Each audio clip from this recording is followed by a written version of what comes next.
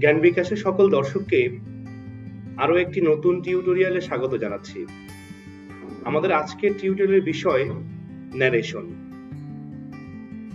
আজকের এই টিউটোরিয়ালে আমরা মূলত ন্যারেশন কাকে বলে, ন্যারেশন কি, ন্যারেশনের কতগুলো অংশ আছে, ন্যারেশন কত প্রকার, ন্যারেশনের বিভিন্ন বেসিক নিয়ম নিয়ে আমরা আলোচনা করব। আজকের এই টিউটোরিয়ালে আমরা প্যাসেজ ন্যারেশন নিয়ে তেমন একটা কথা বলবো না। পরবর্তী কোনো এক টিউটোরিয়ালে আমরা প্যাসেজ ন্যারেশন নিয়ে কথা বলবো। এমনকি আজকে আমরা ভিন্ন ভিন্ন সেন্টেন্সের ন্যারেশন চেঞ্জিং নিয়েও খুব একটা কথা বলবো না। বাট আজকে আমরা যেটা জানার চেষ্টা করবো সেটা হচ্ছে ন্যারেশনের বেসিক নিয়ম কোনগুলো এবং সেগুলো কিভাবে সর্বক্ষেত্রে আসলে কাজ করে। এই বেসিক নিয়মগুলো জানলেই আমরা হয়তোবা ন্যারেশন অনেকটাই শিখে ফেলতে পারবো। চলুন আমরা আমাদের আলোচনা শুরু করি। ন্যারেশন, ন্যারেশনের আরেকটি ইংরেজি প্রতিশব্দ হচ্ছে স্পিচ। আর ন্যারেশন শব্দটির বাংলা অর্থ হচ্ছে কথা বা উক্তি। আমরা যখন কথা বলি তখন কথাকে আমরা দুভাবে বলতে পারি। নাম্বার 1, কথাকে ডিরেক্টলি বলতে পারি কিংবা ইনডিরেক্টলি বলতে পারি। অর্থাৎ আমি একটি কথা শুনে কথাটিকে বক্তার মতো করে উপস্থাপন করতে পারি কিংবা বক্তার মতো করে উপস্থাপন না করে কথাটিকে আমি আমার মতো করে উপস্থাপন করতে পারি। আমি কোনো কথা শোনার পর যদি সেই কথাটিকে বক্তার মতো করে উপস্থাপন করি তাহলে সেটি হচ্ছে ডিরেক্ট ন্যারেশন বা প্রত্যক্ষ উক্তি। আর যদি বক্তার বক্তব্যকে আমি আমার মতো করে কারো কাছে উপস্থাপন করি তাহলে সেটি হচ্ছে পরোক্ষ উক্তি বা ইনডিরেক্ট ন্যারেশন। ধরা যাক ক্লাসে শিক্ষক বললেন, তোমরা কি জানো মাদার তেরেসা একজন জনহিতৈষী মানুষ ছিলেন। এই কথাটি ছাত্র তার বাড়িতে গিয়ে মাকে বলল, মা জানো স্যার বলল, তোমরা কি জানো মাদার তেরেসা একজন জনহিতৈষী ব্যক্তি ছিলেন। ছাত্রটি যদি তার মাকে কথাটি এভাবে সরাসরি বলে তাহলে কথাটি একটি ডিরেক্ট ন্যারেশন বা প্রত্যক্ষ উক্তি। কিন্তু ছাত্রটি যদি বাসায় গিয়ে বলে, মা জানো আজকে স্যার ক্লাসে বললেন যে মাদার তেরেসা নামক একজন মহিলা ছিলেন যিনি একজন জনহিতৈষী ব্যক্তি ছিলেন। এবার কিন্তু কথাটি আসলে হুবহু টিচারের মতো করে বলা হয়নি। কথাটি ছাত্রটি তার নিজের মতো করে বলেছে, কিন্তু কথার মিনিং সে পরিবর্তন করেনি, কথার অর্থের কোনো ব্যত্যয় হয়নি। যেহেতু বক্তার বক্তব্যকে হুবহু প্রকাশ করা হয়নি তাই এটি হচ্ছে ইনডিরেক্ট ন্যারেশন বা পরোক্ষ উক্তি। সুতরাং আমরা নিশ্চয়ই বুঝতে পেরেছি ন্যারেশন দুই প্রকার, ডিরেক্ট ন্যারেশন প্রত্যক্ষ উক্তি আর ইনডিরেক্ট ন্যারেশন পরোক্ষ উক্তি।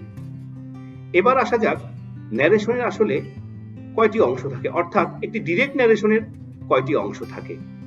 মনে রাখতে হবে একটি ডিরেক্ট ন্যারেশনের সাধারণত 3টি অংশ থাকে, তবে বেশিরভাগ বই পুস্তকে বলা থাকে ন্যারেশনের 2টি অংশ, যেমন রিপোর্টিং ভার্ব এবং রিপোর্টেড স্পিচ। কিন্তু আমি সর্বদাই বলতে পছন্দ করি ন্যারেশনের 3টি অংশ, রিপোর্টার, রিপোর্টিং ভার্ব এবং রিপোর্টেড স্পিচ।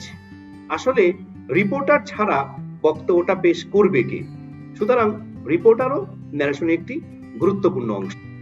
আমাদেরকে মনে রাখতে হবে কোটেশনের মধ্যে যে অংশটি থাকে, অর্থাৎ ডিরেক্ট ন্যারেশনের যে অংশটি কোটেশন মার্কের মধ্যে থাকে কিংবা ইনভার্টেড কমার মধ্যে থাকে সেই অংশটুকু হচ্ছে রিপোর্টেড স্পিচ।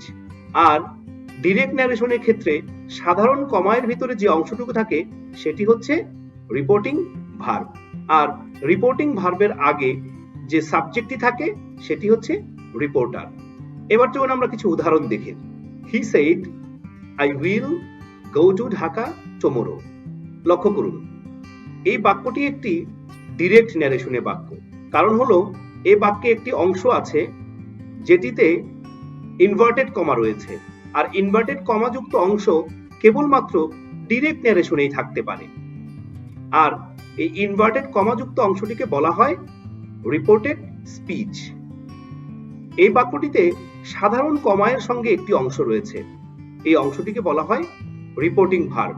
এই বাক্যে সেইড হচ্ছে reporting verb.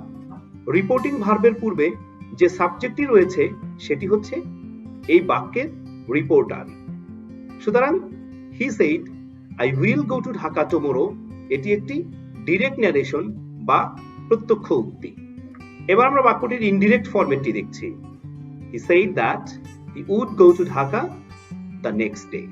The pilot said to the passengers we are going to land at Thai airport. এই উদাহরণটি লক্ষ্য করুন। এই উদাহরণটিতে তিনটি অংশ আছে। The pilot, reporter, said to the passengers, এটি একটি সাধারণ কমায়ের মধ্যে রয়েছে, এটি reporting verb. We are going to land at Thai airport, এটি ইনভার্টেড কমার মধ্যে রয়েছে এবং এটি হচ্ছে একটি রিপোর্টেড স্পিচ। এবার আমরা এর ইনডিরেক্টটি দেখব। The pilot told the passengers that they were going to land at the airport. সুতরাং উপরোক্ত বিষয়গুলো থেকে আমরা যা বুঝতে পেরেছি তা হচ্ছে ন্যারেশন দুই প্রকার বা স্পিচ দুই প্রকার কিংবা রিপোর্টেড স্পিচ দুই প্রকার। ডিরেক্ট ন্যারেশন বা ডিরেক্ট স্পিচ প্রত্যক্ষ উক্তি, ইনডিরেক্ট ন্যারেশন বা ইনডিরেক্ট স্পিচ পরোক্ষ উক্তি। আর ন্যারেশনের তিনটি অংশ আছে, এটা বলা যেতে পারে reporter, reporting verb, reported speech. Reported স্পিচটি সর্বদা ইনভার্টেড কমার ভিতরে থাকে আর রিপোর্টিং ভার্ব কমায়ের ভিতরে থাকে। আরেকটি বিষয় এখানে গুরুত্বপূর্ণ, যখনই কোনো ইনভার্টেড কমাযুক্ত অংশ কোনো বাক্যে থাকবে আমাদেরকে ধরে নিতে হবে সেটি হচ্ছে ডিরেক্ট ন্যারেশন। এই বিষয়টি যেন আমরা আসলে কখনো ভুল না করি।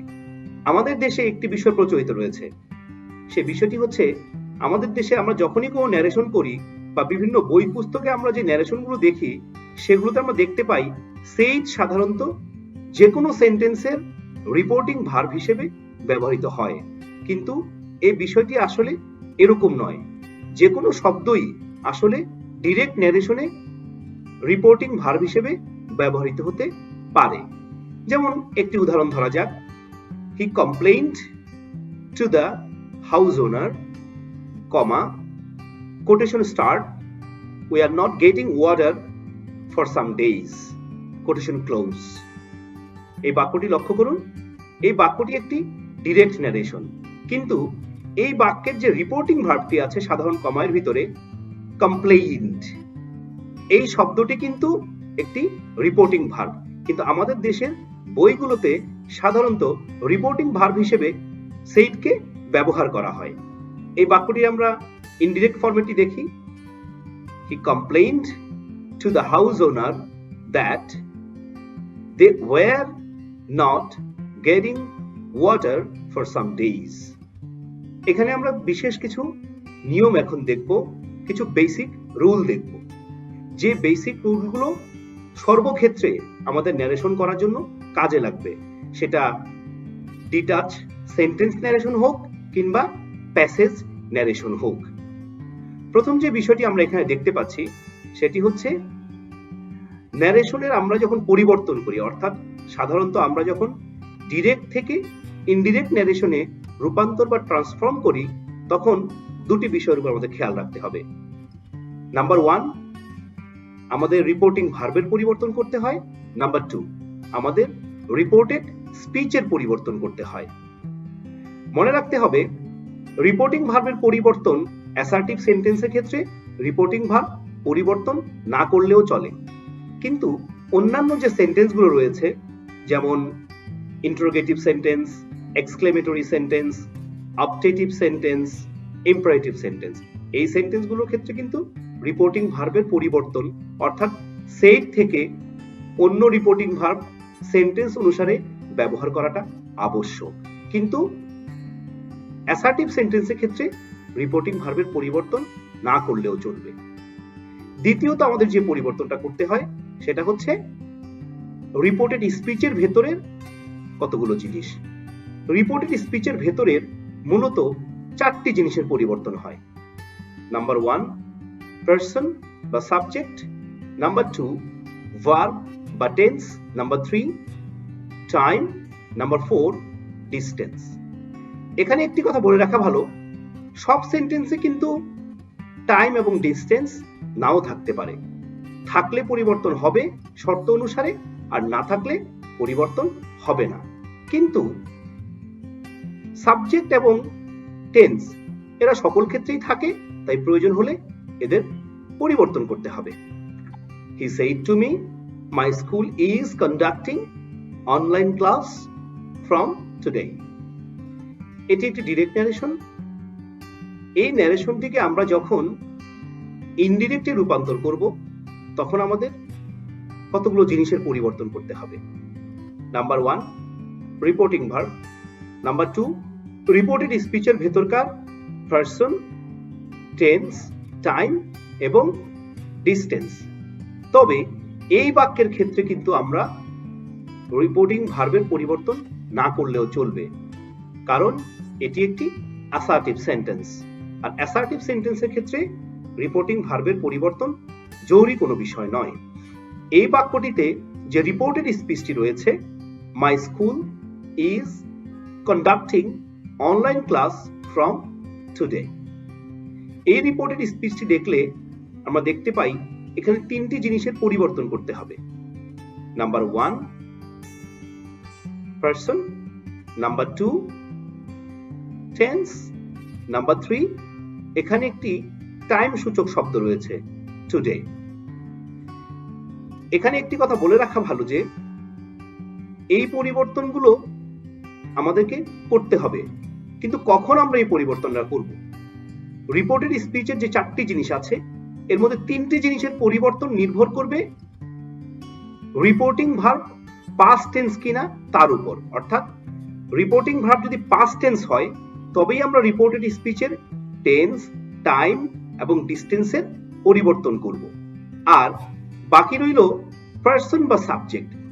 এই জিনিসটির পরিবর্তনের জন্য আসলে কোনো শর্তের প্রয়োজন নাই। পারসন বা সাবজেক্ট যে কোনো সময় বদলাতে পারে অর্থের প্রয়োজনে, বাক্যের প্রয়োজনে। এখানে রিপোর্টিং ভার্ব কি হলো তার উপরে পারসন বা সাবজেক্টের পরিবর্তন নির্ভর করবে না। কিন্তু কোন ডিরেক্ট ন্যারেশনের রিপোর্টিং ভার্ব যদি পাস্ট টেন্সের না হয়, তাহলে কিন্তু রিপোর্টেড স্পিচের টেন্স, টাইম এবং ডিস্টেন্স পরিবর্তন করা যাবে না, এবং যদি কেউ সেটা করে তাহলে অবশ্যই সেটা ভুল হবে। He said to me that his school was conducting online class from that day. বাক্যটি লক্ষ্য করি, এই বাক্যটিতে said এই রিপোর্টিং ভার্বটি আমরা কোনো পরিবর্তন করিনি। কেন করিনি? কারণ এটি একটি অ্যাসার্টিভ সেন্টেন্স। তবে আমরা চাইলে এটি পরিবর্তন করতে পারি, কিছুক্ষণ পরে আমরা সেটি সম্পর্কে জানব। রিপোর্টেড স্পিচের ক্ষেত্রে আমরা কি করেছি? রিপোর্টেড স্পিচের ক্ষেত্রে আমরা সাবজেক্টের পরিবর্তন করা প্রয়োজন হয়, কারণ অর্থের কারণে এখানে সাবজেক্ট বদলাবে। টেন্সের কিন্তু পরিবর্তন হয়েছে। আমাদের ডিরেক্ট যে ন্যারেশনটি ছিল, সেখানে রিপোর্টেড স্পিচের টেন্স ছিল প্রেজেন্ট কন্টিনিউয়াস টেন্সে, আর ইনডিরেক্ট রূপান্তরের পর আমরা দেখতে পাচ্ছি টেন্স বদলে হয়ে গেছে পাস্ট কন্টিনিউয়াস টেন্স। আরো একটি পরিবর্তন আমরা করেছি, সেটি হচ্ছে আমরা টুডে এই টাইম সূচক শব্দটিকে পরিবর্তন করে আমরা দ্যাট ডে করে ফেলেছি। এই বাক্যটিকে আমরা অল্টারনেটিভ ওয়েতেও পরিবর্তন করতে পারি, যেখানে আমরা দেখতে পাচ্ছি যে রিপোর্টিং ভার্বেরও পরিবর্তন হয়েছে। এখানে আমরা সেইডের পরিবর্তে টোল্ড ব্যবহার করেছি। আর বাকি সবকিছু একই রকম, সাবজেক্ট বদলায়, কারণ অর্থের প্রয়োজনেই সাবজেক্টের বদলানোর প্রয়োজন। ভার্বটি বা টেন্সটি প্রেজেন্ট কন্টিনিউয়াস থেকে পাস্ট কন্টিনিউয়াস হয়ে গেছে, আর টাইম সূচক শব্দটি টুডে থেকে দ্যাট ডে হয়ে গেছে। দ্বিতীয় উদাহরণটি লক্ষ্য করি আমরা। He says, you should not come here anymore. এই বাক্যটির রিপোর্টিং ভার্বের দিকে আমরা লক্ষ্য করি। রিপোর্টিং ভার্বটি কিন্তু প্রেজেন্ট টেন্সের। এক্ষেত্রে কিন্তু আমরা যখন বাক্যটিকে ইনডিরেক্ট করব, তখন কিন্তু আমরা অবশ্যই রিপোর্টেড স্পিচের টেন্স, টাইম, ডিস্টেন্স কোনোটি বদলাতে পারবো না। আমরা কিছুক্ষণ আগে জেনেছি রিপোর্টিং ভার্ব পাস্ট ইনডিফিনিট টেন্সের হলে রিপোর্টেড স্পিচের পরিবর্তন হবে। সেক্ষেত্রে পরিবর্তনটা কিভাবে হবে? টেন্স, টাইম এবং ডিস্টেন্সের পরিবর্তন হবে। সাবজেক্টের সঙ্গে কিন্তু রিপোর্টিং ভার্ব কোন টেন্সের তার কোনো সম্পর্ক নাই। আমি আবারও বলছি, রিপোর্টেড স্পিচের সাবজেক্ট বদলাবো না এটা আসলে রিপোর্টিং ভার্বের উপরে নির্ভর করে না। কিন্তু রিপোর্টেড স্পিচের অন্য তিনটি বিষয় টেন্স, টাইম, ডিস্টেন্স, এই তিনটি পরিবর্তন কিন্তু রিপোর্টিং ভার্বের উপর নির্ভর করে। অর্থাৎ রিপোর্টিং ভার্ব পাস্ট টেন্সের হলেই রিপোর্টেড স্পিচের টেন্স, টাইম এবং ডিস্টেন্স বদলাবে।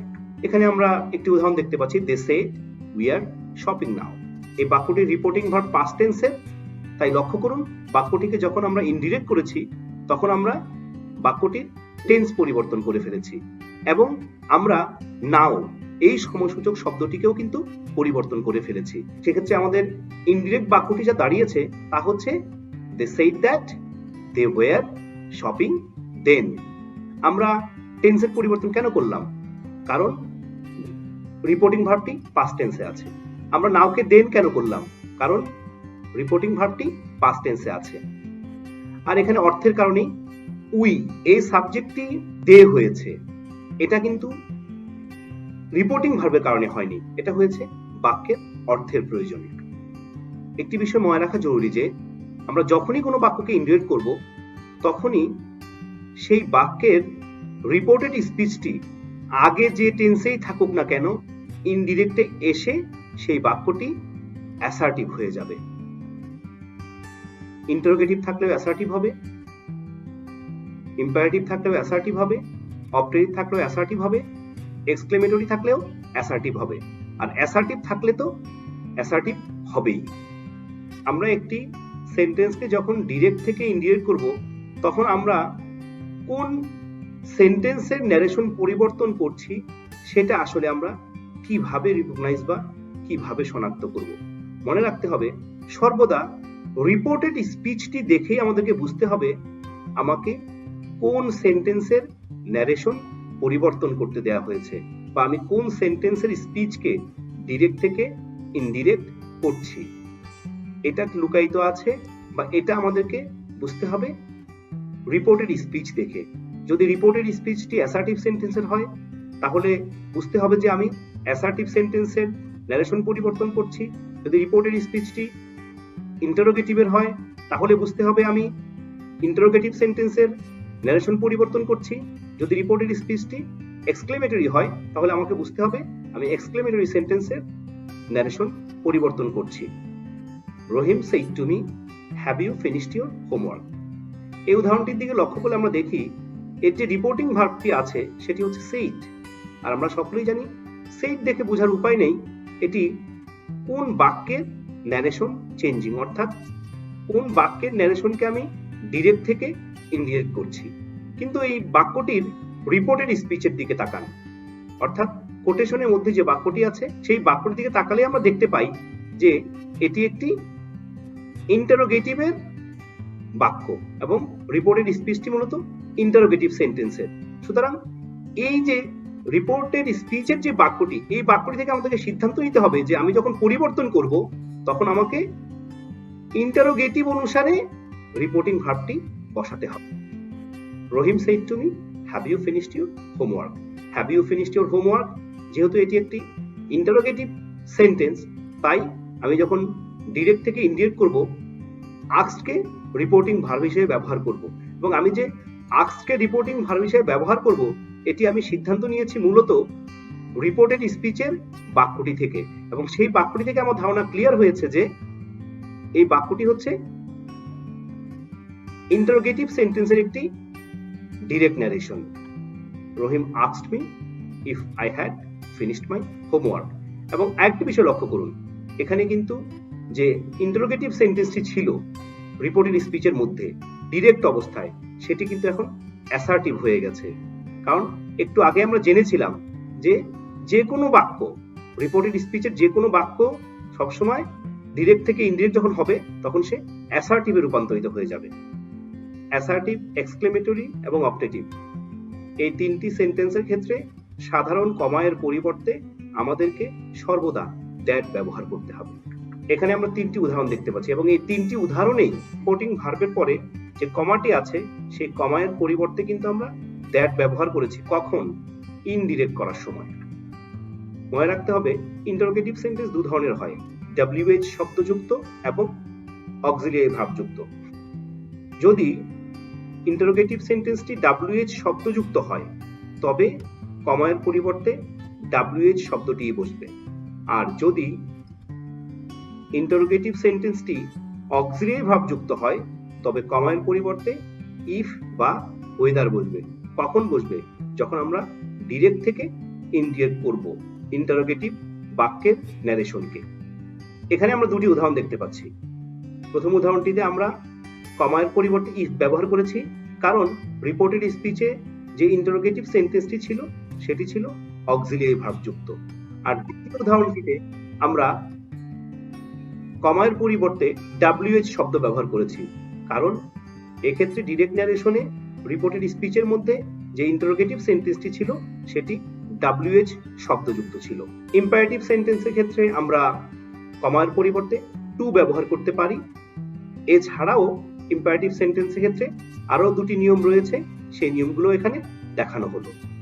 তবে টু ব্যবহার করলে বাক্যের কোনো অর্থের পরিবর্তন হয় না এবং বাক্যে কোনো সমস্যা নেই। সুতরাং ইম্পারেটিভ সেন্টেন্সে কমায়ের পরিবর্তে ডিরেক্ট থেকে ইনডিরেক্ট করার সময় আমরা টু ব্যবহার করতে পারি। ইতিমধ্যে আমরা জেনেছি যে যখন আমরা কোনো বাক্যকে ডিরেক্ট ন্যারেশন থেকে ইনডিরেক্ট ন্যারেশনে রূপান্তর করি তখন আমাদেরকে রিপোর্টেড স্পিচের ভেতরকার টেন্সের পরিবর্তন প্রায় আনতে হয়। কখন আনতে হয়?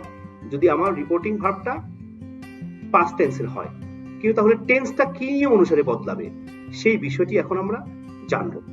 মনে রাখতে হবে রিপোর্টিং ভার্ব যদি পাস্ট টেন্সের হয় তবেই কিন্তু রিপোর্টেড স্পিচের টেন্সের পরিবর্তন হবে, তা না হলে কিন্তু রিপোর্টেড স্পিচের টেন্সের পরিবর্তন হবে না। এখানে আমরা আরো একটি বিষয় দেখব, কখনো কখনো রিপোর্টিং ভার্ব পাস্ট টেন্স হলেও রিপোর্টেড স্পিচের টেন্সের পরিবর্তন হয় না।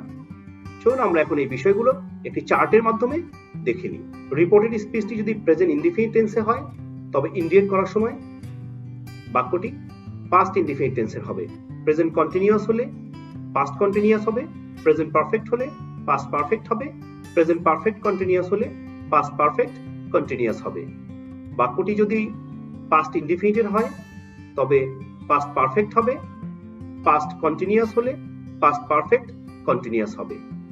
এক্ষেত্রে একটি বিষয় মনে রাখা জরুরি যে কোনো রিপোর্টেড স্পিচ যদি পাস্ট পারফেক্ট কিংবা পাস্ট পারফেক্ট কন্টিনিউয়াস টেন্সের হয় তবে সেক্ষেত্রে টেন্স পরিবর্তন হবে না, যদিও রিপোর্টিং ভার্বটি পাস্ট টেন্সের হয়, তথাপিও কিন্তু এখানে কোনো পরিবর্তন আনা যাবে না। এছাড়াও রিপোর্টেড স্পিচে যদি কুড, মাইট, শুড, উড ইত্যাদি থাকে সেক্ষেত্রেও রিপোর্টিং ভার্ব পাস্ট টেন্স হলেও টেন্সের কোনো পরিবর্তন হবে না। রিপোর্টেড স্পিচের বাক্য যদি চিরন্তন সত্য হয় সেক্ষেত্রেও রিপোর্টিং ভার্ব পাস্ট টেন্স হওয়া সত্ত্বেও রিপোর্টেড স্পিচের টেন্সের কোনো পরিবর্তন আসবে না। এছাড়াও মনে রাখতে হবে রিপোর্টিং ভার্ব পাস্ট টেন্স হলেও যদি রিপোর্টেড স্পিচের বাক্যটি সেকেন্ড কন্ডিশনাল কিংবা থার্ড কন্ডিশনাল হয় সেক্ষেত্রেও আমরা টেন্সের কোনো পরিবর্তন করব না। স্টিল ট্রু, যদি কোনো রিপোর্টেড স্পিচে স্টিল ট্রু থাকে সেক্ষেত্রেও আমরা টেন্সের কোনো পরিবর্তন করব না। চলুন এখন আমরা কিছু এক্সাম্পল দেখব, যে এক্সাম্পলগুলোতে আমরা টেন্স পরিবর্তনের বিষয়গুলোকে হাতে কলমে বোঝানোর চেষ্টা করব। চলুন এক্সাম্পলগুলো দেখে নেওয়া যাক।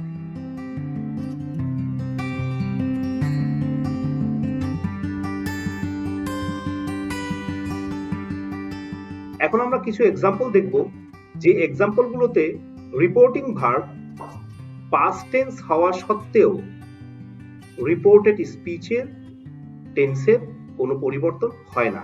ইতিমধ্যে আমরা দেখেছি কেন সেই পরিবর্তনগুলো হয় না।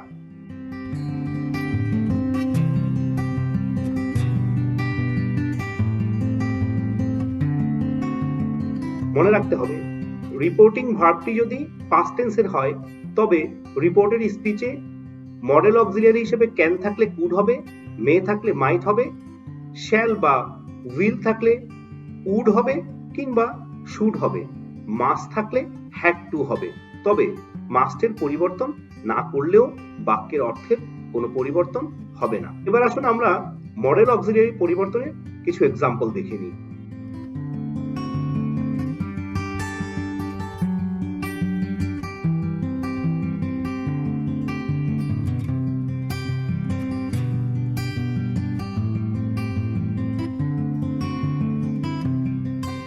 এখন আমরা দেখব রিপোর্টিং ভার্বগুলো কোন সেন্টেন্সের ক্ষেত্রে কোনটি ব্যবহৃত হয়। অ্যাসার্টিভ সেন্টেন্সের ক্ষেত্রে রিপোর্টিং ভার্ব পরিবর্তন না করলেও চলে, তবে চাইলে সেইডের পরিবর্তে টোল্ড ব্যবহার করা যায়। কিন্তু এক্ষেত্রে একটি কথা গুরুত্বপূর্ণ, টোল্ড কিন্তু কখনো অবজেক্ট ছাড়া ব্যবহৃত হতে পারে না। যদি আপনি কখনো রিপোর্টিং ভার্ব হিসেবে টোল্ড ব্যবহার করেন, সেক্ষেত্রে আপনাকে মাথায় রাখতে হবে আপনার রিপোর্টিং ভার্বের পরে অবজেক্ট আছে কিনা। যদি অবজেক্ট না থাকে তাহলে কিন্তু আপনি টোল্ড ব্যবহার করতে পারবেন না। কারণ টেল এটি হচ্ছে একটি ট্রানজিটিভ ভার্ব, এটি কখনো অবজেক্ট ছাড়া ব্যবহৃত হতে পারে না। ইন্টারোগেটিভ সেন্টেন্সের ক্ষেত্রে রিপোর্টিং ভার্ব হিসেবে আস্কড বহুল প্রচলিত, এছাড়াও ওয়ান্ট টু এবং এনকোয়ার এই দুটি রিপোর্টিং ভার্ব ব্যবহার করা যেতে পারে। তবে আমাদের স্কুল কলেজগুলোতে স্টুডেন্টরা সাধারণত আস্ক এই রিপোর্টিং ভার্বটি ব্যবহার করে থাকে। ইম্পারেটিভ সেন্টেন্সের ক্ষেত্রে এক্সপ্রেশন অনুসারে, অর্থাৎ রিপোর্টেড স্পিচ যেই এক্সপ্রেশন দিবে সেই এক্সপ্রেশন অনুসারে আমাদেরকে রিপোর্টিং ভার্ব ব্যবহার করতে হবে। আমি আবারও বলছি, ইম্পারেটিভ সেন্টেন্সে রিপোর্টেড স্পিচের এক্সপ্রেশন অনুসারে রিপোর্টিং ভার্ব ব্যবহার করতে হবে। যদি রিপোর্টেড স্পিচের এক্সপ্রেশন হয় আদেশ, তাহলে আমাকে অর্ডার ব্যবহার করতে হবে। যদি হয় কোনো বাহিনীর আদেশ, তাহলে কমান্ড ব্যবহার করতে হবে। যদি অনুরোধ হয় তবে রিকোয়েস্ট ব্যবহার করতে হবে। যদি প্রস্তাব হয় তবে সাজেস্ট বা প্রপোজ ব্যবহার করতে হবে। যদি আদেশ, উপদেশ, প্রস্তাব কোনটাই না হয় তাহলে সাধারণত সেইড বা টোল্ড ব্যবহার করতে হবে। যদি নিষেধ হয় তবে ফরবেড বা নট টু ব্যবহার করা যেতে পারে।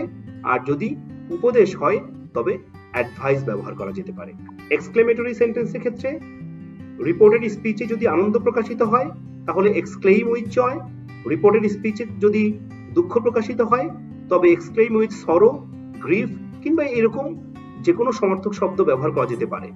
যদি রিপোর্টেড স্পিচে বিস্ময় প্রকাশ করা হয় তবে এক্সক্লেইম উইথ স্ট্রেঞ্জ, সারপ্রাইজ ইত্যাদি ব্যবহার করা যেতে পারে। অবজেক্টিভ সেন্টেন্সের ক্ষেত্রে রিপোর্টিং ভার্ব হিসেবে আমরা উইশ কিংবা প্রে ব্যবহার করতে পারি। এই দুটির যে কোনো একটি ব্যবহার করলে আমাদের চলবে। এখানে আপনারা রিপোর্টিং ভার্ব পরিবর্তনের বিভিন্ন এক্সাম্পল দেখতে পাচ্ছেন। আমি আশা করছি আপনারা এই এক্সাম্পলগুলো ভালোভাবে দেখবেন। সময় স্বল্পতার কারণে আসলে আমার প্রত্যেকটি এক্সাম্পল ব্যাখ্যা করা সম্ভব হচ্ছে না।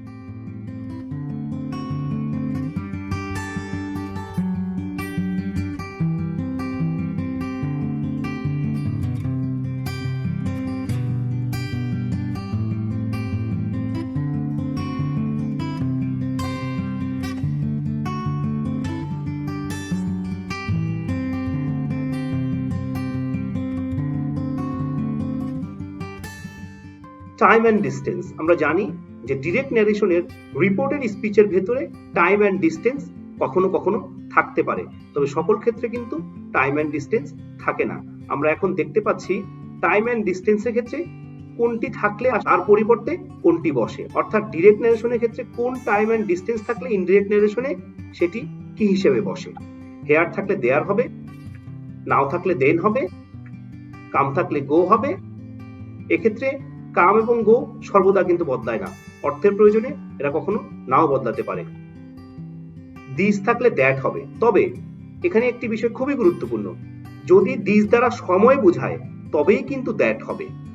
যেমন দিস মর্নিং, এখানে কিন্তু দিস দ্বারা সময় বোঝাচ্ছে, এক্ষেত্রে দ্যাট হবে, দ্যাট মর্নিং। কিন্তু যদি দিস দ্বারা সময় না বুঝিয়ে ডেমনস্ট্রেশন প্রকাশ করে, দিসের পরিবর্তে দি ব্যবহার করব। টুডে থাকলে দ্যাট ডে হবে, ইয়েস্টারডে থাকলে দ্য প্রিভিয়াস ডে হবে, টুমোরো থাকলে তার নেক্সট ডে হবে, এগো থাকলে বিফোর হবে, লাস্ট প্রিভিয়াস,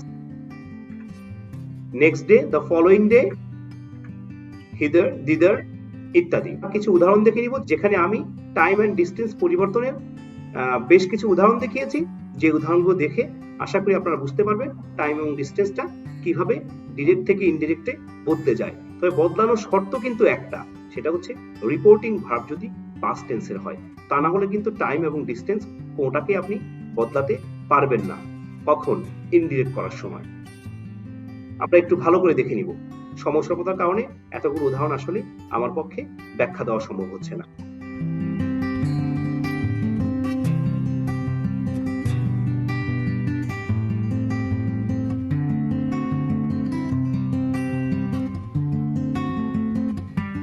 মনে রাখতে হবে কোন বাক্যের ডিরেক্ট ন্যারেশনে রিপোর্টেড স্পিচ যদি স্যার প্লাস ম্যাডাম থাকে, তবে আমাদেরকে ইনডিরেক্ট করার সময় রিপোর্টিং ভার্বের পর রেসপেক্টফুলি কিংবা উইথ রেসপেক্ট এই দুটি শব্দের যে কোনো একটি শব্দ ব্যবহার করতে হবে।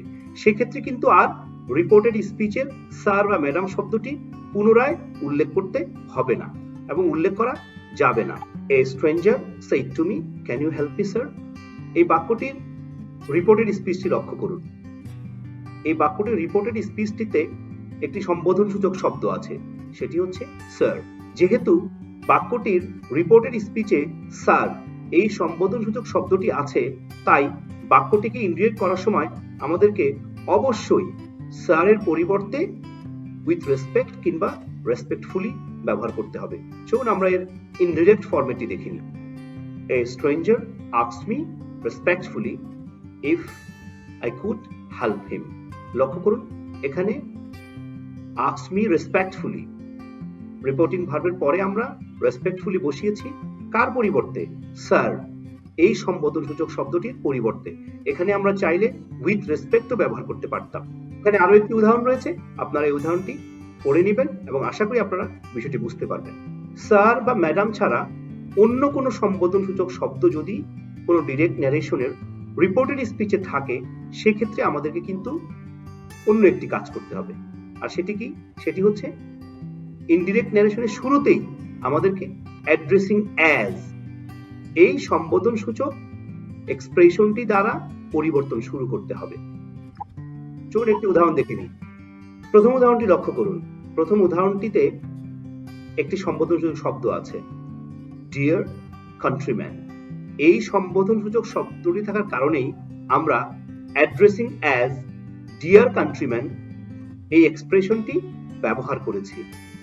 সুতরাং আবারও বলছি, স্যার বা ম্যাডাম ছাড়া যদি অন্য কোনো সম্বোধনসূচক শব্দ কোনো রিপোর্টেড স্পিচে থাকে, তবে সেক্ষেত্রে আমাদের ইনডিরেক্ট করার সময় শুরুতেই অ্যাড্রেসিং অ্যাজ প্লাস সেই সম্বোধনসূচক শব্দটি বসিয়ে নিতে হবে। তারপরে আমাদেরকে বাক্যটি পরিবর্তন করতে হবে এবং একটি বিষয় মনে রাখতে হবে, সেই সম্বোধনসূচক শব্দটি কিন্তু আর রিপোর্টেড স্পিচ লেখার সময় রিপিট হবে না। আদার said to the baby, what are you doing my mom? এই বাক্যটি লক্ষ্য করুন। এই বাক্যটিতে যে রিপোর্টেড স্পিচটি আছে, সেই রিপোর্টেড স্পিচটিতে একটি সম্বোধনসূচক শব্দ আছে। মা মেয়েকে মম হিসেবে উল্লেখ করছে বা মাম হিসেবে সম্বোধন করছে। এক্ষেত্রে কিন্তু আমরা যখন বাক্যটিকে ইনডিরেক্ট করব, তখন অবশ্যই আমাদেরকে অ্যাড্রেসিং অ্যাজ প্লাস সম্বোধনসূচক শব্দ লিখে তারপরে বাক্যটি ইনডিরেক্ট করতে হবে। Addressing as her mum, the mother asked the baby what she was doing. লক্ষ্য করুন, এখানে অ্যাড্রেসিং অ্যাজ হার মাম এই বিষয়টি আমরা কেন ব্যবহার করেছি? কারণ সম্বোধনসূচক শব্দটি আমাদের রিপোর্টেড স্পিচে ছিল মাম, এবং মাম কে কাকে সম্বোধন করেছে? মা মেয়েকে সম্বোধন করেছে। তাই আমরা ইনডিরেক্ট করার সময় অ্যাড্রেসিং অ্যাজ প্লাস সম্বোধনসূচক শব্দটি বসিয়ে তারপর আমরা বাক্যটিকে অন্যান্য নিয়ম অনুসারে ইনডিরেক্ট ন্যারেশনে রূপান্তর করেছি। এবং লক্ষ্য করুন, মাম শব্দটি কিন্তু পরে আর উল্লেখ হয়নি। প্রিয় দর্শক, আজ এ পর্যন্তই। বেশ লম্বা একটি টিউটোরিয়াল হলো। আশা করি ন্যারেশনের কিছু খুঁটিনাটি বিষয় আপনাদেরকে বোঝাতে পেরেছি। যদি ন্যারেশনের এই ক্লাসটি আপনাদের ভালো লাগে, তবে আমার টিউটোরিয়ালগুলো বেশি বেশি দেখবেন, লাইক, কমেন্ট এবং শেয়ার করবেন, আর আমার চ্যানেলটি সাবস্ক্রাইব করবেন। সকলে সুস্বাস্থ্য এবং মঙ্গল কামনা করে আজ এ পর্যন্ত বিদায় নিচ্ছি। আল্লাহ হাফেজ।